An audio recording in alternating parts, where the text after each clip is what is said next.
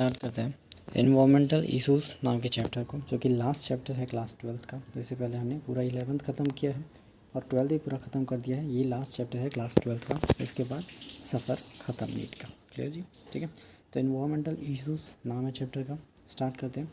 सबसे पहले पॉल्यूशन देख लेते हैं कि पॉल्यूशन क्या होता है। सबसे बड़ा इश्यू तो पॉल्यूशन है एनवायरमेंट से रिलेटेड। ठीक है। तो पॉल्यूशन क्या है? And any undesirable change in physical, chemical और biological characteristics of air, water, land और सॉइल ड्यू टू एजेंट्स जैसे कि पॉल्यूटेंट्स इज कॉल्ड पॉल्यूशन। ठीक है। यानी कि प्योर फॉर्म जो एयर, वाटर और लैंड है ना, सॉइल है, उसमें कोई चेंजेस आती है, अनडिज़ायरेबल चेंज आता है ड्यू टू पॉल्यूटेंट्स या एजेंट्स, है ना, उसी को हम पॉल्यूशन कहते हैं। नोट क्या करना है? To protect environment from pollution and to improve the quality of our environment, our government of India passed environment protection act in 1986। 1986 में हमारे इंडियन गवर्नमेंट ने इन्वायरमेंट प्रोटेक्शन एक्ट को पास किया था। ये इंपॉर्टेंट है। ठीक है। अब हम पढ़ते हैं एयर पॉल्यूशन। ठीक है। Air pollution and its control. सबसे पहला तो यही है। ठीक है।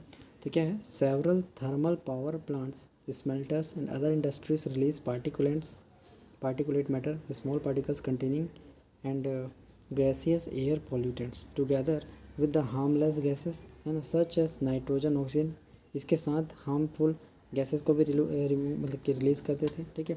This harmless gases separated through the electrostatic precipitator. देखो, हार्मलेस गैसेस नाइट्रोजन, ऑक्सीजन भी इसके साथ रिलीज़ हो जाती थी, इसलिए हमें क्या करना पड़ा, इस चीज़ को हमें सेपरेट करना है ना, कि इस पॉल्यूटेड एयर से। तो एक इलेक्ट्रोस्टैटिक प्रेसिपिटेटर होता है, उसकी हेल्प से हम इसको अलग कर सकते हैं, हार्मलेस गैसेस को फ्रॉम द पार्टिकुलेट मैटर्स। ठीक है।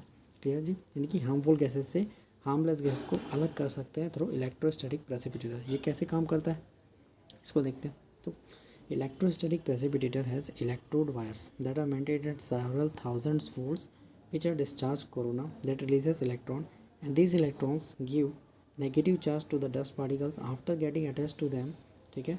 now negatively charged dust particles are attracted by collecting plates and fresh air gets separated from the particulate matter। देखो ध्यान से सुनो। ठीक है। ये एक छोटा सा डायग्राम है। ठीक है। ठीक। इलेक्ट्रोस्टैटिक प्रेसिपिटेटर है, इसके अंदर ये कलेक्शन प्लेट्स है जो कि ग्राउंडेड है। ठीक है। और यहाँ पे डिस्चार्ज कोरोना है, नेगेटिवली चार्ज वायर है यहाँ पे, है ना, जो कि क्या कर रहा है, नेगेटिवली चार्ज वायर है, वो पार्टिकल्स में नेगेटिव चार्ज दे रहा है, इलेक्ट्रॉन्स को रिलीज़ कर रहा है। जब ये पार्टिकल इलेक्ट्रॉन के साथ मिलेगा, चिपकेगा, तो ये खुद नेगेटिवली चार्ज हो जाएगा। और एक कलेक्शन प्लेट्स क्या है, इसमें पॉजिटिव चार्ज है। तो जैसे ही यहाँ पे ये नेगेटिवली चार्ज जो डस्ट पार्टिकल्स है आएंगे, इसमें चिपक जाएंगे और फ्रेश एयर बाहर पास हो जाएगा, क्लीन एयर जो है वो बाहर पास हो जाएगा। ये दिख रहा है क्लीन एयर। ठीक है। तो डर्टी एयर यहाँ से आया, यहाँ से निकला तो क्लीन एयर हो गया। ठीक है। और कलेक्शन प्लेट्स में डर्ट पार्टिकल्स अटैच हो गए। तो ये इलेक्ट्रोस्टैटिक प्रेसिपिटेटर इस तरीके से काम करता है। नाइट्रोजन, ऑक्सीजन ये सब बाहर निकल जाते हैं और पार्टिकुलेट मैटर यहीं पे रुक जाता है। क्लियर? अब नोट क्या करना है? Electrostatic precipitator removes over 99% of the particulate matter present in the exhaust from the thermal power plant. ये कि 99% पार्टिकुलेट मैटर को ही रिमूव कर देता है। पार्टिकुलेट मैटर क्या होता है बोलोगे? तो बहुत पार्टिकल्स होते हैं छोटे छोटे, है ना, उसको हम बताएंगे अभी आगे, टेंशन मत लो। Second point, velocity of air between the plates must be low enough to allow the dust to fall. यानी एयर की वेलोसिटी प्लेट्स के बीच में इतनी होनी चाहिए, सिर्फ इतनी कि वो डस्ट पार्टिकल, है ना, वो फॉल हो जाए और चिपक जाए किसमें, कलेक्शन प्लेट्स में। इतनी होनी चाहिए, मतलब बहुत कम होनी चाहिए। ठीक है। अब सेकेंड जो एक मटेरियल है जिसका नाम है स्क्रबर, ये भी यूज़ किया जाता है क्या, पॉल्यूशन को कम करने के लिए। ठीक है। तो in this scrubber the exhaust is passed from the spray of water और लाइम। यानी कि जो एग्जॉस्ट है उसको पास किया जाता है थ्रू वाटर के स्प्रे से या फिर लाइम के स्प्रे यूज़ करके। ठीक है। Second point, the scrubber can be remove gases like sulphur dioxide. यानी कि मेनली SO2 गैसेस को रिमूव करने के लिए पार्टिकुलेट मैटर से फिर एग्जॉस्ट से, ठीक है, स्क्रबर का यूज़ किया जाता है। तो स्क्रबर किसके लिए यूज़ किया जाता है? गैसेस को रिमूव करने के लिए, जैसे कि सल्फर डाइऑक्साइड को रिमूव करने के लिए। तो इंपॉर्टेंट पॉइंट्स क्या है कि पार्टिकुलेट मैटर क्या होता है? तो according to CPCB, particulate matter छोटे छोटे पार्टिकल्स होते हैं। क्लियर? एकदम छोटे छोटे। तो according to central pollution control board CPCB, particulate size अगर 2.5 माइक्रोमीटर है या लेस इन डायमीटर, इससे कम डायमीटर का है, यानी 2.5 पैरामीटर का है, are responsible for causing great harm to the human health. ये बहुत ज़्यादा हार्म पहुंचाता है हमारे ह्यूमन हेल्थ को, और ये चीज़ नीट में आई हुई है। यानी कि लेस 2.5 माइक्रोमीटर्स का, यानी 10⁻⁻6 मीटर, या फिर लेस इन डायमीटर यानी कि 2.5 पैरामीटर 10⁻⁻, पिकोमीटर बोल लो पैरामीटर बोल लो 2.5 10⁻⁻12 पैरामीटर, ठीक है, clear, are responsible for causing the great harm to the human health. Okay, NEET में ये क्वेश्चन आया है, क्लियर। चलो second point, this particulate can be inhaled deep into the lungs and can cause breathing and respiratory symptoms, irritation, inflammation, damage to the lungs and may lead to the death, ठीक है। तो ये दोनों statement NEET में assertion reason में पूछ सकता है, ठीक है, स्टेटमेंट इनकरेक्ट करेक्ट में पूछ सकता है। तो जो पार्टिकुलेट मैटर है वो लंग्स के अंदर चले जाते हैं, है ना, ब्रीदिंग की वजह से, और मतलब ब्रीथ करते हैं ना तब चले जाता है, और ये क्या कारण करता है, ब्रीदिंग और रेस्पिरेटरी में दिक्कत करता है, रेस्पिरेशन और ब्रीदिंग में दिक्कत करता है, उसके सिम्टम्स वो करता है, और इसकी वजह से क्या होता है, इरिटेशन होती है, इन्फ्लेमेशन होता है एल्वियोलाई में, लंग्स को डैमेज पहुंचता है बहुत ज़्यादा, और इसकी वजह से डेथ भी हो सकती है, ठीक है। जब हम सांस लेते हैं दिल्ली वैली में, जब लोग इसलिए मास्क पहनते हैं बहुत ज़्यादा, ठीक है, पार्टिकुलेट मैटर एयर में बहुत ज़्यादा मिला होता है, तो जब सांस लेते हैं तो लंग्स के अंदर तक घुस जाता है पार्टिकुलेट मैटर, जिसके कारण ब्रीदिंग और रेस्पिरेटरी डिसीज़ होती है ना, जिसकी वजह से irritation, inflammation, damage to lungs होता है, और डेथ भी हो सकती है पेशेंट की, ठीक है, clear. Third point, to control the particulate matter or dirty air in the automobiles, catalytic converter is used in their exhaust। तो एग्जॉस्ट जो होता है ना, साइलेंसर से जो निकलता है ना धुआं, वो एग्जॉस्ट, उसमें भी पार्टिकुलेट मैटर होता है। तो उस एग्जॉस्ट में जो पार्टिकुलेट मैटर है उसको कंट्रोल करने के लिए हम कैटालाइटिक कन्वर्टर्स का यूज़ करते हैं। जो देखे होंगे ऐसा फूला हुआ पोर्शन होता है साइलेंसर के ऊपर की साइड में, ठीक है, ये क्या होता है, कैटालाइटिक कन्वर्टर होता है, ऐसे गोल सा होता नहीं है ना, ऐसे हर बाइक में होता है ऐसा, ठीक है, छोटा सा कैटालाइटिक कन्वर्टर। इसमें क्या यूज़ करते हैं, this catalytic converter contains expensive metals like platinum, palladium और रोडियम। तीन चीज़ें यूज़ करते हैं, प्लेटिनम, पैलेडियम और रोडियम को यूज़ करते हैं। ये नीट का क्वेश्चन है, इंपॉर्टेंट है, क्लियर जी, ठीक है। This metals convert poisonous gases into normal gas. अब ये गैसेस क्या करती हैं, पॉइजनस गैसेस को नॉर्मल गैस में कन्वर्ट करती है। कैसे कन्वर्ट करती है, this catalytic converter converts unburned hydrocarbons into carbon dioxide and water. Unburned hydrocarbons को क्या कन्वर्ट करता है, कार्बन डाइऑक्साइड और वाटर में। कैसे, कार्बन मोनोऑक्साइड को कन्वर्ट करता है कार्बन डाइऑक्साइड में। पहला पॉइंट हो गया, अनबर्न्ड हाइड्रोकार्बन्स को कार्बन डाइऑक्साइड और वाटर में कन्वर्ट करेगा, कार्बन मोनोऑक्साइड को कार्बन डाइऑक्साइड में कन्वर्ट करेगा, और नाइट्रिक ऑक्साइड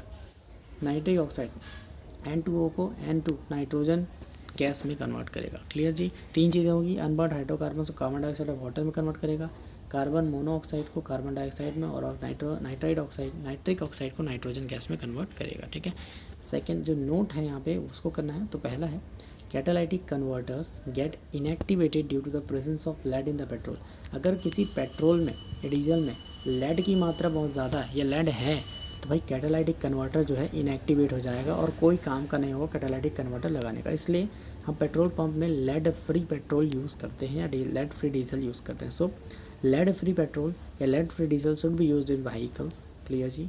थर्ड थिंग क्या है, एयर प्रिवेंशन कंट्रोल और pollution act came into the force in 1981, यानी कि एयर पॉल्यूशन प्रिवेंशन है ना, कंट्रोल ऑफ पॉल्यूशन जो एक्ट था उसका जो इन्फोर्समेंट है यानी कि इसको लाएंगे करके 1981 में बोला गया था, इश्तिहार दिया गया था, है ना, एक प्रस्ताव रखा गया था। इट वाज अमेंडेड और लागू किया गया था 1987 में, क्लियर जी, यानी कि फोर्स में आया 1981 में, है ना, और इसको अमेंड लागू कब किया गया 1987 में। और इसमें एक चीज़ और, एयर पॉल्यूशन में नॉइज़ पॉल्यूशन को भी इंक्लूड कर दिया गया था कि नॉइज़ पॉल्यूशन भी एक तरह का एयर पॉल्यूशन ही है क्योंकि एयर में ही तो साउंड वेव्स ट्रेवल करती हैं, क्लियर।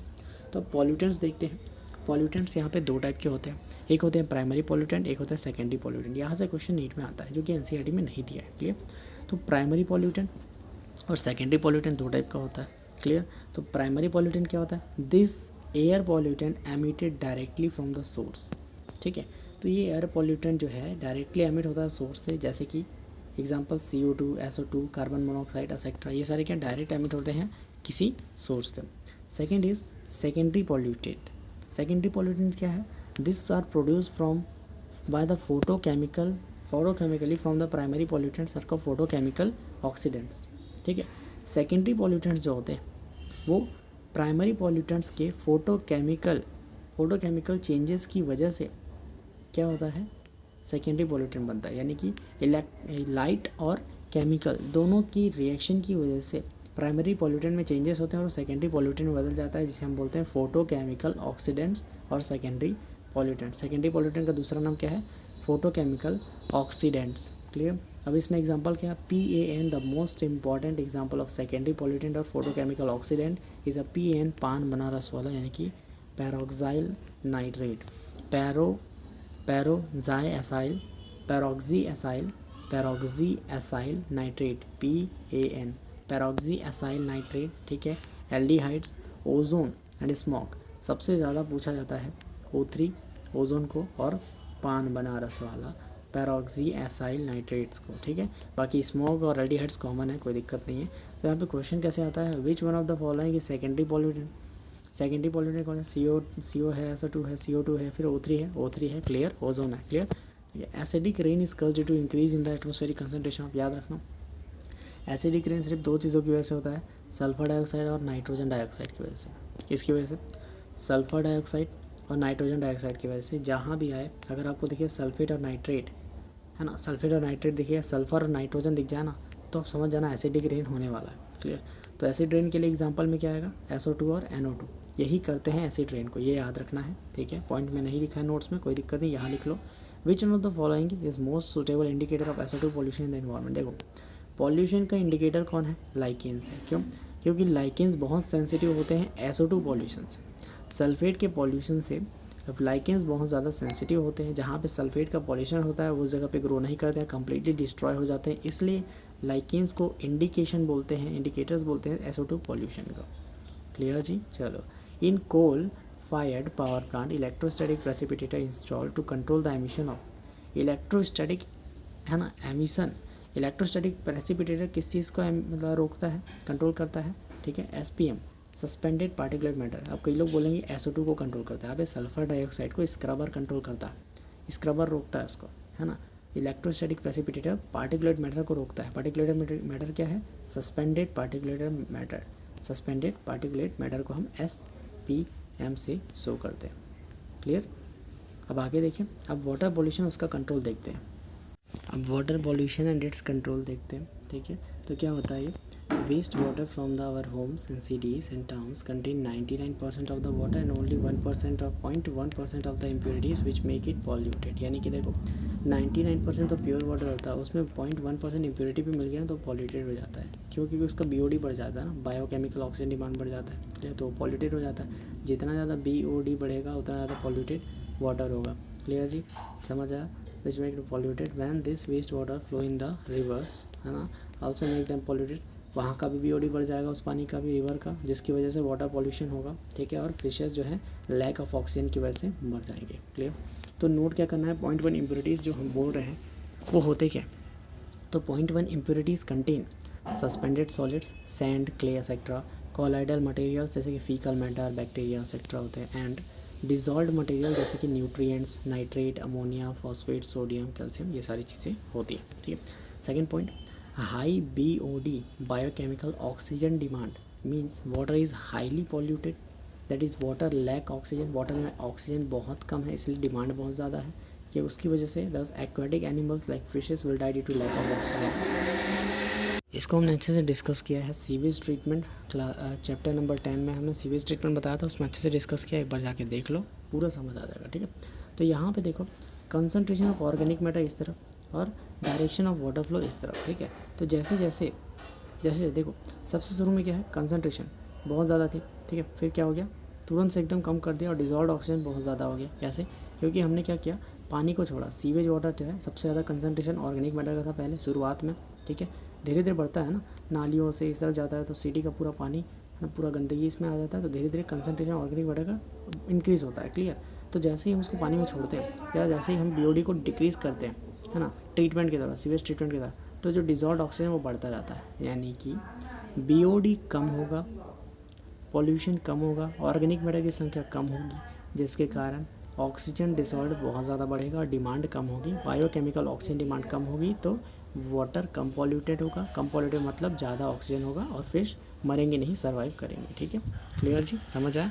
अब तीसरा point, presence of large amount of nutrients like nitrate, phosphates in the waste water causes growth of plankton, free floating algae, है ना, एल्गल ब्लूम इसको बोलते हैं, हरा हरा, देखो किसी तालाब में देखा हरा हरा ऐसा जम जाता है ना, वो किस होता है, क्योंकि उसमें अमाउंट ऑफ न्यूट्रिएंट जो होता है ना उस वाटर में वो बहुत नाइट्रेट फॉस्फेट बहुत ज़्यादा होता है उस वेस्ट वाटर में, जिसकी वजह से प्लैंक्टॉन्स की ग्रोथ होती है फ्री फ्लोटिंग एल्गी की वजह से, है ना, एल्गल ब्लूम बनता है which destroy the water quality lead to the death of fishes, जो कि डिस्ट्रॉय कर देती है वाटर की क्वालिटी को, जिसके कारण फिशेस की डेथ हो जाती है, क्योंकि वो कंज्यूम कर लेते हैं वो ऑक्सीजन को, तो फिश को ऑक्सीजन नहीं मिल पाता ना, क्योंकि एल्गी खींच लेता है ना उतना, तो क्लियर, मतलब आने ही नहीं देता मेन बात तो फ्रेश एयर को ऑक्सीजन को अंदर, क्लियर, क्योंकि वो पूरा लेयर बना देता है ग्रीनिश ग्रीनिश। ओके, चौथा पॉइंट जो कि बहुत इंपॉर्टेंट है, नीट में कई बार आया, another aquatic plant water hyacinth, जिसे इकॉर्निया क्रेसाइपस कहते हैं, is the world's most problematic weed also known as terror of Bengal, जिसे टेरर ऑफ बंगाल के नाम से जाना जाता है। नीट में क्वेश्चन आया था, टेरर ऑफ बंगाल किसको कहते हैं,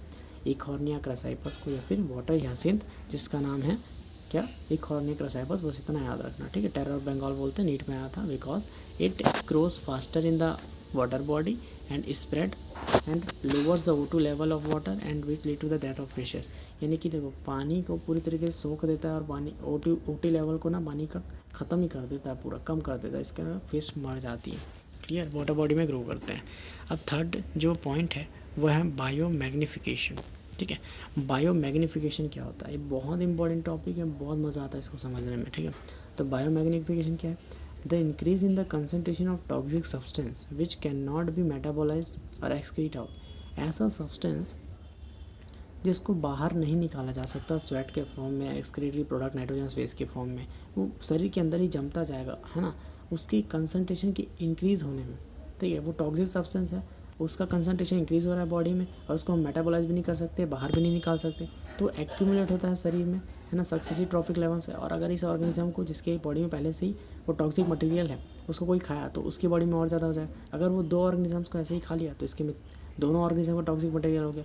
अब ऐसे ही टॉक्सिक मटेरियल वाले बड़े बड़े ऑर्गेनिजम्स को कोई और बड़ा ऑर्गेनिज्म खा लिया तो उसमें और ज़्यादा टॉक्सिक मटेरियल मतलब इकट्ठा होने लगेगा, क्लियर, समझ आ रहा है। तो ऐसे ही प्रोसेस होती रहती है, trophic level to trophic level transfer होते रहता है, और हायर ट्रॉपिक लेवल्स में ये फिनोमेनन चला जाता है, इसको हम बायो मैग्नीफिकेशन कहते हैं। एक बार इंग्लिश में देख लो, ठीक है।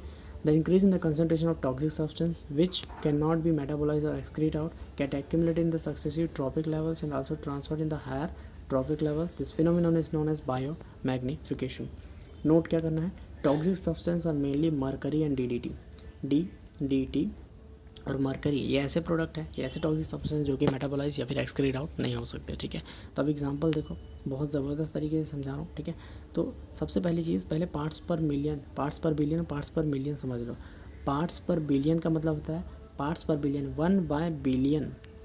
1/बिलियन, बिलियन जो है ज़्यादा होता है मिलियन से, तो 1/, मान लो 1/ मैंने 2 किया और 1/4 किया, तो ये क्या होगा, ये ज़्यादा होगा इससे, क्यों, इसका 0.5 आएगा और इसका कुछ 0.22 समथिंग आएगा, तो 0.5 ज़्यादा होता है 0.2 से, तो 1/बिलियन, है ना, 1/मिलियन जो है ज़्यादा होगा 1/बिलियन से, क्योंकि ये वाला ज़्यादा है इससे, ये वाला कम रहता है, क्लियर जी, समझ आया, ठीक है।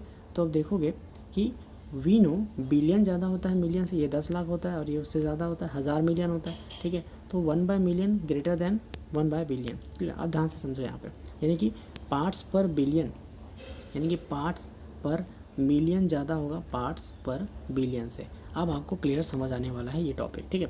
तो मान लो वाटर में DDT डिज़ोल्व था 0.03 पार्ट्स पर बिलियन, ठीक है, पानी में डिज़ोल्व DDT डिज़ोल्व था बिकॉज ऑफ पॉल्यूशन के कारण, ठीक है। अब इसको खाया जू प्लैंक्टन, है ना, इसको कंज्यूम कौन किया, जू प्लैंक्टन कंज्यूम किया, ठीक है, जो कि इन जो फाइटोप्लैंक्टन्स होता है उस पर क्या कंज्यूम करता है, ठीक है। तो उसी वाटर को कंज्यूम किया तो उसमें DDT कितना परसेंट आया, 0.04 ppm पार्ट्स पर मिलियन आ गया, ठीक है। यानी कि बहुत सारे वाटर को कंज्यूम करने के बाद, बहुत सारे फाइटोप्लैंक्टन को कंज्यूम करने के बाद जू प्लैंक्टन के अंदर आ गया 0.04 पार्ट्स पर मिलियन, पार्ट्स पर बिलियन था, पार्ट्स पर मिलियन आ गया, तो ज़्यादा बढ़ गया DDT का कंसंट्रेशन, ठीक है। अब स्मॉल फिश खाया जू प्लैंक्टन को, तो उस पर आ गया 0.5 पार्ट्स पर मिलियन, ठीक है, बढ़ रहा है ना धीरे धीरे, ठीक है। अब लार्ज फिश खाया उसको, तो 2 पार्ट्स पर मिलियन, फिर से बढ़ गया कंसंट्रेशन, क्लियर। अब उसको फिश ईटिंग बर्ड्स खा ली, तो उसमें 5 ppm पार्ट्स पर मिलियन आ गया, यानी कि DDT का कंसंट्रेशन सबसे ज़्यादा किस में आ गया, फिश ईटिंग बर्ड्स में, कि बहुत सारे लार्ज फिश को खाया ना, और ये बहुत सारे लार्ज फिश बहुत ज़्यादा स्मॉल फिश खाए थे, और बहुत ज़्यादा स्मॉल फिश बहुत सारे ज़्यादा जू प्लैंक्टन को खाए थे, और बहुत सारे जू प्लैंक्टन फाइटोप्लैंक्टन वाटर को कंज्यूम किए थे, तो इस तरीके से बायो मैग्नीफिकेशन के तहत फिश ईटिंग बर्ड्स में भी वो क्या हो जाएगा, DDT एक्यूमुलेट हो जाएगा। अब इन सब को तो दिक्कत नहीं है, लेकिन बर्ड्स को बहुत ज़्यादा दिक्कत है, ठीक है। तो बायो मैग्नीफिकेशन का इफेक्ट क्या होता है, high concentration of DDT disturb the calcium metabolism in fish eating birds which causes thinning of egg shell and their premature breaking and causes decline the bird population. देखो ध्यान से, DDT का high concentration की वजह से calcium metabolism fish eating bird का, ठीक है, वो दिक्कत होगा बहुत ज़्यादा, जिसके कारण एग सेल जो अंडे देगी उसकी जो बाहर की लेयर है वो बहुत थिन हो जाएगी और बहुत जल्दी टूट जाएगी, प्रीमेच्योर ब्रेक हो जाएगी, जिसके कारण बर्ड की पॉपुलेशन डिक्रीज होगी। यही है चीज़ क्या, बायो मैग्नीफिकेशन, ठीक है। अब इसके बाद अपन यूट्रोफिकेशन टॉपिक करेंगे, यूट्रोफिकेशन टॉपिक, ठीक है। यह भी करते हैं जल्दी से, यूट्रोफिकेशन करते हैं, देन सॉलिड वेस्ट को अगले वीडियो में करेंगे, ठीक है। यूट्रोफिकेशन क्या है, it is the natural ageing of the lake by nutrient enrichment of its water, ठीक है। It is a type of hydrosere succession के टाइप का है, and it takes thousand of years to convert a water body to medium water condition. जैसे हमने हाइड्रोसीड succession में पढ़ा था, ठीक वैसा ही ये यूट्रोफिकेशन की प्रोसेस होता है। नेचुरल एजिंग होती है किसी लेक की, ये बूढ़ा हो जाता है, पानी सूख जाता है और लैंड में कन्वर्ट हो जाता है, ये यूट्रोफिकेशन होता है। लेकिन कल्चर्ड और एसोलेटेड यूट्रोफिकेशन ये पॉल्यूशन की वजह से होता है। क्यों होता है, देखो, the water pollutants from the man activities like effluent from the industries and homes can accelerate the ageing process of lake. यानी कि जो पहले 100 साल में सूख रहा था वो अब 10 साल में सूख जा रहा है लेक, तो इसे हम बोलेंगे एक्सेलरेटेड एजिंग, ठीक है।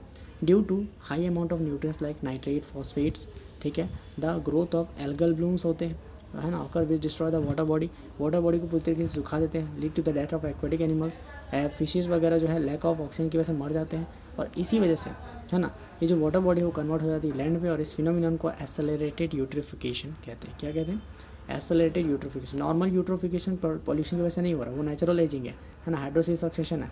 लेकिन कल्चरल और एक्सेलरेटेड यूट्रोफिकेशन पॉल्यूशन की वजह से, किसकी वजह से, नाइट्रेट और फॉस्फेट की वजह से एल्गल ब्लूम डेवलप होते हैं। एल्गल ब्लूम की वजह से वाटर बॉडी डिक्रीज होती है, ऑक्सीजन का लेवल कम होता है, एक्वेटिक एनिमल्स मरते हैं, और वो जो वाटर बॉडी वो लैंड में कन्वर्ट हो जाती है। इसी प्रोसेस को एक्सेलरेटेड यूट्रोफिकेशन कहते हैं। नेक्स्ट वीडियो में अपन सॉलिड वेस्ट पढ़ेंगे।